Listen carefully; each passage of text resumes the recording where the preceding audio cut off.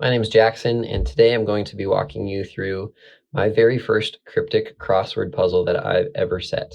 Now, if you've only been familiar with normal crosswords, this board probably looks a little bit different. Not every square is checked. There's some squares that actually are only a part of one word, and this is normal for cryptic crosswords. So let me explain what makes cryptic crosswords a little bit different. So cryptic crosswords use wordplay and lateral thinking to communicate the correct answer to the solver. Almost every cryptic crossword clue is going to contain two parts, the definition and the wordplay. The definition is going to be a synonym or a similar word or phrase to the answer. It always, emphasis always, appears at the beginning or the end of the clue.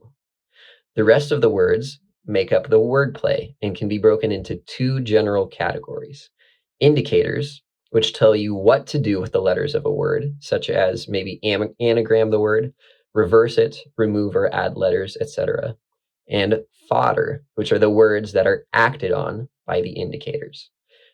It's overwhelming, and it can be a lot, but the best way to learn is by doing it and just walking through it. So today I'm going to walk you through my first cryptic crossword puzzle, which is titled The German in Australia. So our very first clue is actually going to be for a cross. And the clue reads, the beginnings of her and I's kinship, a poem. Now, cryptic crossword clues are designed that when you read it on the surface, it paints some sort of picture or story. And that makes it a little bit more difficult to tease apart what's the definition and what's the wordplay.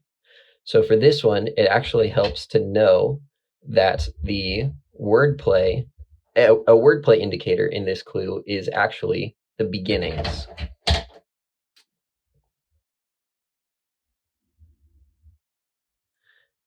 And so what we're going to do with this word is it's actually telling us to take the beginnings of the next few words. And you'll see that we have a 5-letter word.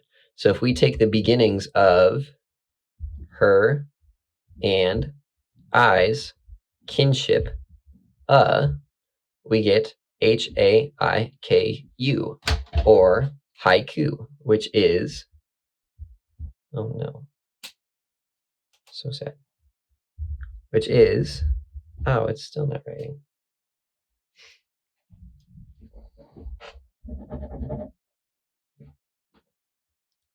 Which is a poem. So now you can see we have our definition, a poem. The wordplay is the beginnings of her and I's kinship. The punctuation is irrelevant. It's just there to make the sentence read like a sentence. Does not affect the wordplay. We take the beginnings of our next 5 words, and that gives us haiku. 1 word down, 5 more to go. Our next clue is going to be 5A. Lager from the east is magnificent. Now again, our definition is always going to be at the beginning or the end of the clue. So for this clue, our definition could be lager from the east, but I don't know drinks well enough to tell you a lager from the east. Or it could be magnificent. Now, knowing that our definition is either at the beginning or the end, we can pretty safely say that from the east is going to be a part of our wordplay. And actually what it's doing is, this is a wordplay indicator. It's going to tell us to take a word and read it from the east, or read it backwards. And if we take the word lager and we read it backwards, we get the word regal, which is a synonym for magnificent. Our next clue is a different type of clue. And you'll see it actually ends with 2 question marks. It reads, Hebrew lad is more dusty. Now, I just said punctuation really doesn't matter in cryptic crosswords. And this is true, except for a few noticeable differences. And one of them is question marks at the end of a clue. 1 question mark at the end of the clue usually indicates either that there's something fishy or kind of loose or fast that the clue writer is doing with words. They're kind of doing a play on words. or it can indicate a double definition, where instead of the clue having a definition and a wordplay, it just has two definitions. And we actually have both of these things going on here. We've got two question marks telling us, one, it's a double definition. We've got two definitions in here. And the writer is playing fast and loose with some words. There might be something that's a little bit of a stretch. So we're looking for a word that could be a Hebrew lad or a Hebrew boy's name, and a word that could mean more dusty. And the word that we're actually looking for here is Asher, which is a boy's name and could also be taken to mean more dusty, even if it's a little bit of a stretch and doesn't make perfect sense. So we're halfway done, 3 words down.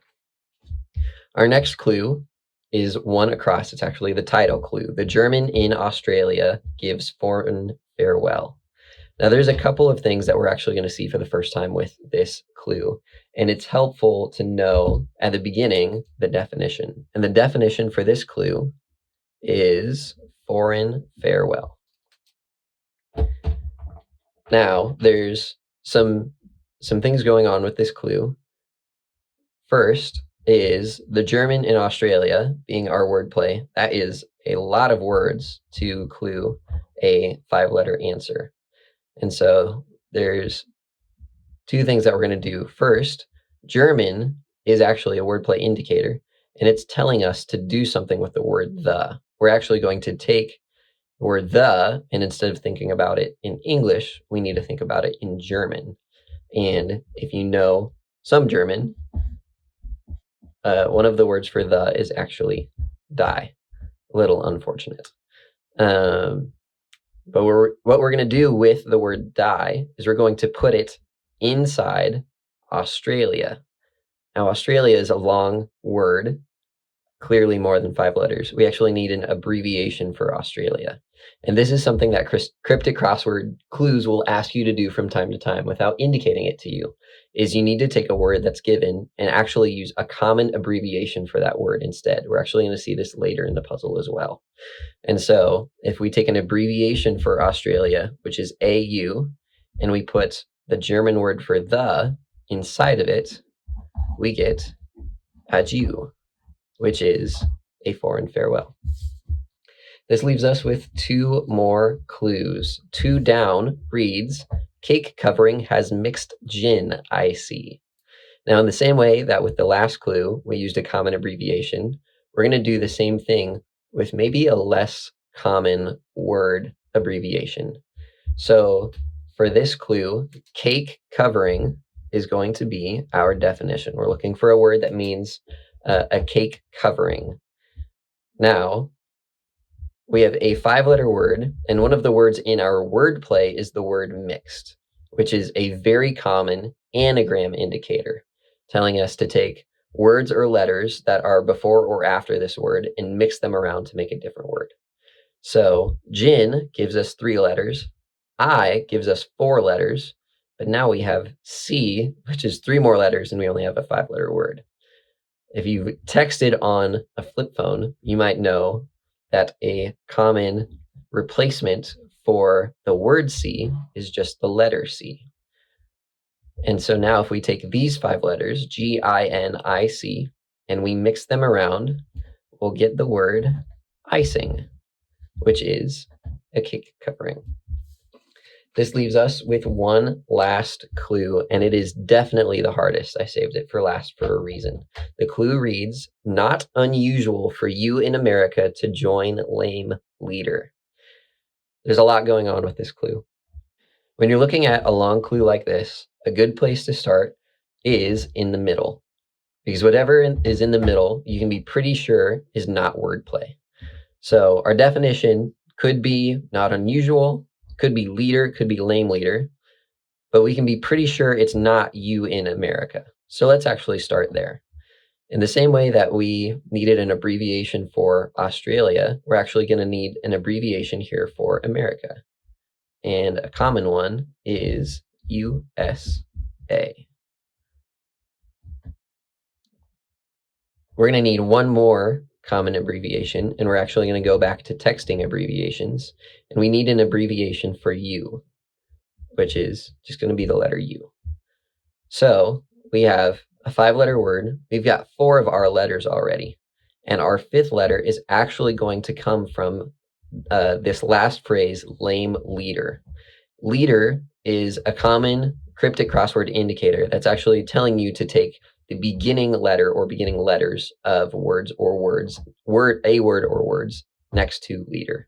And so if we take the leader of the word lame, we actually just have the letter L. So with this being wordplay, that actually gives us that our definition is not unusual. So we're looking for a word that means not unusual. And if we take all of our wordplay that we've discovered and we piece it together, if we take U and we put it inside America and it joins our lame leader, the letter L, we actually get the word usual, which means not unusual. And that's it. You have solved your first cryptic crossword puzzle. If you want to give more cryptic crosswords like this a shot, you can go to crosshair.org/JacksonSets. I've got more cryptic crossword puzzles on there, as well as a whole online community of people that set and solve cryptic crosswords. Thanks for giving this a watch. I hope this was informational, and I will see you next time for my second puzzle.